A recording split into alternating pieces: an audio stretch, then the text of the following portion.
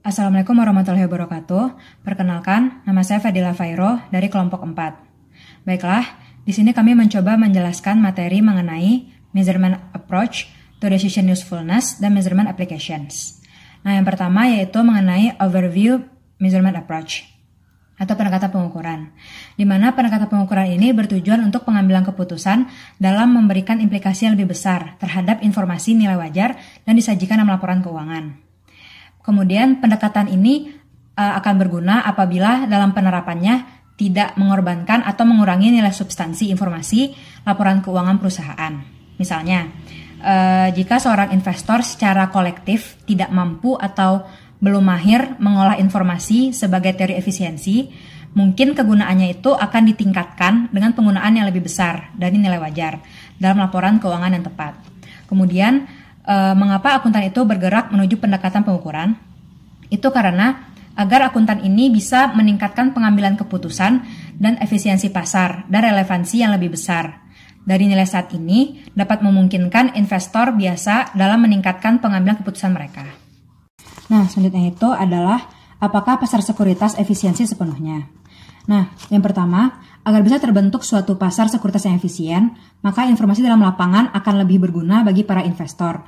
Dan apabila investor ini mampu memprediksi secara fundamental, sehingga lebih mudah mengidentifikasi kegiatan di masa yang akan datang. Tetapi, jika pasar sekuritas ini tidak efisien sepenuhnya, maka pelaporan keuangan perbaikan atau restatement mungkin berguna dalam menanggulangi atau mengurangi tidak efisienan ini, sehingga bisa memperbaiki operasi pasar sekuritas. Dan yang kedua itu adalah prospek teori, di mana teori ini menjelaskan bagaimana seseorang dalam mengambil keputusan dalam kondisi yang tidak pasti. Nah, implikasinya itu adalah investor beresiko prospek akan melakukan evaluasian yang terpisah antara prospek untung ataupun rugi. Nah, teori ini berbeda dengan teori-teori keputusan lainnya, di mana investor mengevaluasi keputusan yang dibuat dalam konteks menilai akibatnya terhadap total kekayaan yang mereka miliki. Dan ketiga itu adalah is beta date.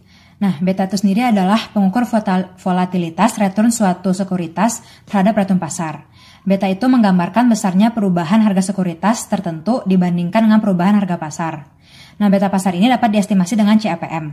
Dari sudut pandang akuntansi, luas beta bukan menentukan ukuran resiko spesifik perusahaan yang relevan, di mana beta hanya meningkatkan peran laporan keuangan dalam melaporkan informasi beresiko, yang berarti bahwa beta is not date. Bagaimanapun juga, beta itu berubah sepanjang waktu dan secara berangsur-angsur memiliki status sebagai ukuran resiko yang variabel berdasarkan akuntansi. Kelima itu adalah stock market bubbles, di mana harga saham itu meningkat jauh dari nilai rasional yang menggambarkan kasus ekstrim dari volatilitas itu sendiri. Nah, Shiller telah membuktikan bahwa perilaku bubble ini bisa terjadi sewaktu-waktu. Ada beberapa fenomena yang terjadi. Yang pertama itu post-announcement drift, di mana pertama kali laba perusahaan diketahui, maka isi informasinya itu harus segera diterjemahkan oleh para investor.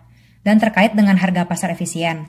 Untuk perusahaan yang melaporkan good news dalam laba per kuartal, maka ratio sekuritasnya itu abnormal menyimpang naik. Sebaliknya, apabila perusahaan itu melaporkan bad news, maka dia itu memiliki return abnormal yang menyimpang turun. Yang kedua itu adalah market efficiency with respect to financial ratio, di mana pasar seringkali tidak melakukan respon terhadap informasi neraca sampai informasi itu menunjukkan laba atau arus kasnya sendiri.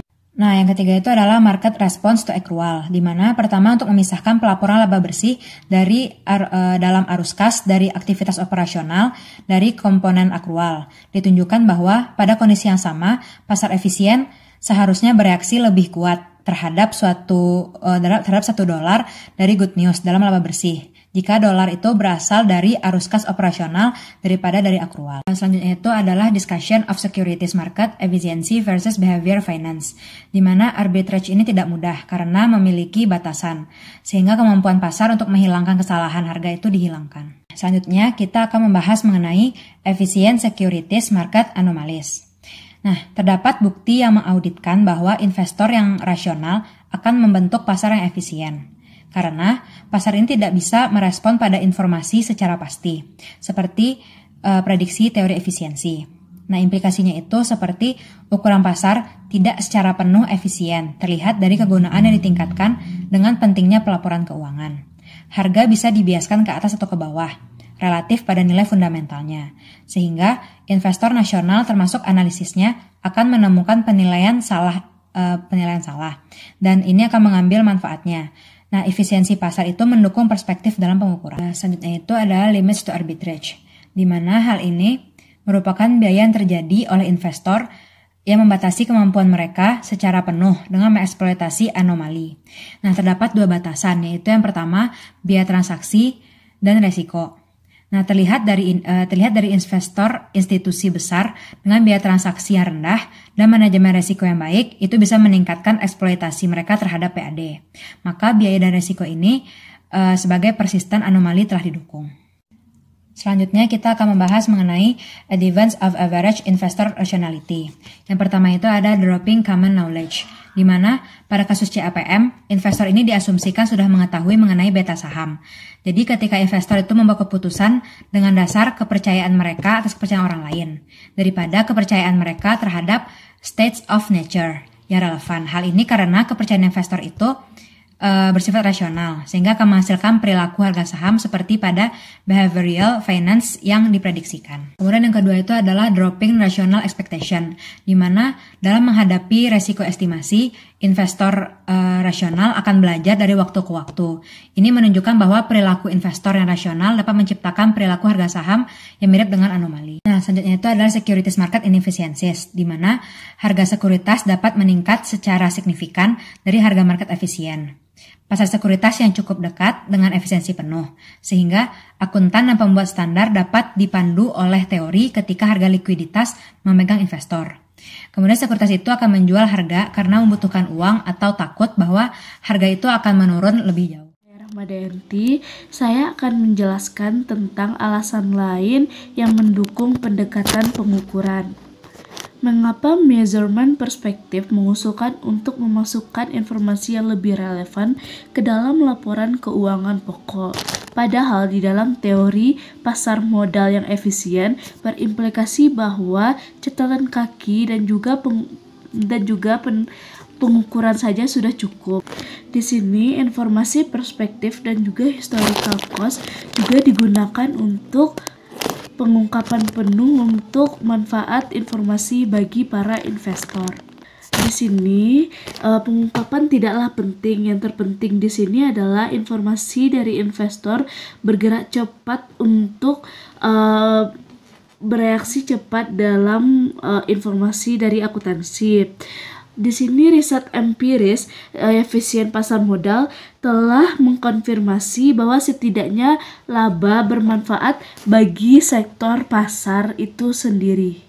Baiklah, selanjutnya saya akan menjelaskan tentang the low value relevance financial statement informasi. Dari sisi riset empiris sendiri, informasi laba hanya mampu menjelaskan sedikit tentang harga dari sekuritas. Menurut Lev pada tahun 1989 menemukan bahwa respon pasar terhadap berita baik ataupun berita buruk tentang earnings ini sangatlah kecil. Variabilitas keuntungan abnormal dari narrow window hanya berkisar dari 2% hingga 5% yang dijelaskan oleh informasi earnings itu sendiri. Sisanya itu dijelaskan oleh faktor lain selain perubahan dari earnings itu sendiri. Menurut Lev itu sendiri, respon pasar yang rendah terhadap earnings ini juga disebabkan karena quality earnings yang rendah. Baiklah, selanjutnya saya akan menjelaskan tentang Olson Clean Surplus Theory, yang mana pada Olson Clean Surplus Theory ini menunjukkan bahwa nilai pasar dari perusahaan dapat diekspresikan di dalam laporan keuangan laba rugi maupun laporan neraca. Teori surplus dari Olson ini juga memberikan kerangka yang sesuai dengan perspektif yang menunjukkan bagaimana nilai pasar suatu perusahaan tersebut. Oleh karenanya, pada hasil dari perusahaan tersebut dapat dilihat komponen pada laporan komponen laporan neraca maupun fundamental dan juga laporan laba rugi. Teori ini menunjukkan kondisi yang ideal, termasuk di dalamnya adalah ketidakrelevanan dari suatu dividen. Namun begitu, teori ini juga banyak berhasil dalam menjelaskan dan memprediksi aktual dari suatu perusahaan. Di dalam teori ini terdiri dari 3. Yang pertama adalah nilai perusahaan sama dengan PV dari ekspektasi dividen di masa depan. Yang kedua adalah nilai perusahaan sama dengan PV dari ekspektasi arus kas di masa depan. Yang ketiga adalah nilai perusahaan dari net asset kurang lebih dari PV dari ekspektasi pendapatan abnormal di masa depan dan dari nilai pasar perusahaan yang dirumuskan sesuai rumusan yang telah diberikan oleh Olson. Selanjutnya adalah earning persistence, di mana earning persistence ini juga dikemukakan oleh Feltham dan Olson yang disingkat dengan FNO. Selanjutnya memperkenalkan konsep penting tentang persistence ini ke dalam suatu teori. Secara khusus, mereka juga beranggapan bahwa pendapatan dari suatu operasi sesuai dengan rumus yang telah mereka rancang sesuai dengan persistence ini. Selanjutnya adalah estimasi firm value, yang mana dikemukakan juga oleh Feltham dan Olson. Model ini dapat digunakan untuk memperkirakan nilai saham perusahaan. Ini kemungkinan dapat dibandingkan dengan nilai pasar dan nilai yang sebenarnya untuk menunjukkan keinginan lebih atau kurangnya menghargai dari suatu pasar tersebut dan untuk membantu keputusan dalam mengambil investasi.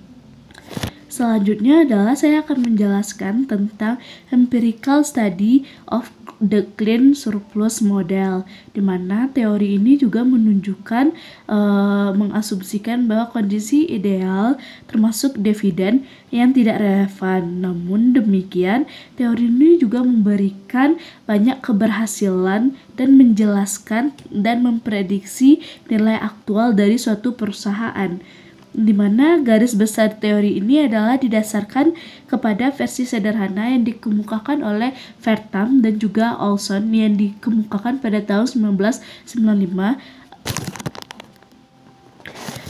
Pada teori ini terbagi atas 2, yaitu yang pertama adalah unbiased akuntansi dan juga bias dari akuntansi. Selanjutnya saya akan menjelaskan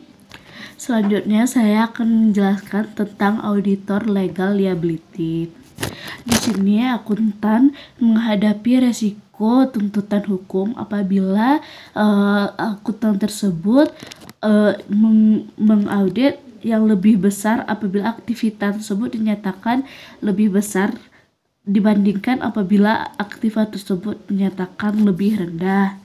Hal ini disesuaikan oleh prinsip konservatif pengungkapan terhadap risiko dan juga disesuaikan oleh measurement perspektif seperti yang telah dijelaskan di atas tadi. Dalam hal ini, perusahaan menyiapkan penilaian tentang risiko karena seperti yang kita tahu, perusahaan lebih mengerti tentang risiko dibandingkan para investor. Pengungkapan dari risiko ini memiliki potensi yang besar dalam decision useful, yang mana akuntan dapat memproteksi diri dengan penggunaan measurement perspektif dengan mengadopsi fair value dari seperti mark to market, dan juga akuntan dapat secara eksplisit menjawab tuntutan hukuman dari masyarakat dengan mengatakan bahwa laporan keuangan telah mengestimasi perubahan nilai instrumen keuangan dan apakah akan mengarah kepada kelangsungan hidup perusahaan ataupun kebangkrutan dari suatu perusahaan tersebut. Selanjutnya saya akan menjelaskan bab 7 tentang measurement application, yang mana tentang current value accounting. Yang pertama adalah tentang two version of current value accounting. Dasar penilaian ini juga disebut dengan harga keluar atau exit price, yang mana exit price ini mengukur biaya peluang bagi satu perusahaan tentang penggunaan aset dan juga penggunaan liabilitas yang dimaksudkan. Idealnya, nilai wajar didasarkan pada harga jual suatu aset maupun liabilities di pasaran yang berfungsi dengan baik ataupun jumlah yang harus dibayar oleh suatu perusahaan untuk melepaskan suatu kewajiban. Namun, karena ketidaklengkapan suatu pasar, harga pasar yang berfungsi dengan baik tidak akan ada untuk banyak aset maupun kewajiban. Dalam menghadapi kesulitan ini, kedua standar menciptakan suatu hierarki nilai wajar yang terdiri dari 3 tingkatan level. Yang pertama adalah tingkatan 1, yang mana tingkatan 1 ini aset dan liabilitas, di mana ada harga pasar yang berfungsi dengan baik. Yang tingkatan kedua adalah aset dan liabilitas, di mana harga pasar disimpulkan dari harga pasar barang serupa. Yang ketiga adalah aset dan liabilitas yang nilai pasarnya tidak dapat diamati maupun disimpulkan. Kemudian perusahaan harus menggunakan informasi terbaik yang tersedia tentang bagaimana partisipasi pasar yang memegang aset tersebut dan memegang liabilitas akan menilai item-item tersebut.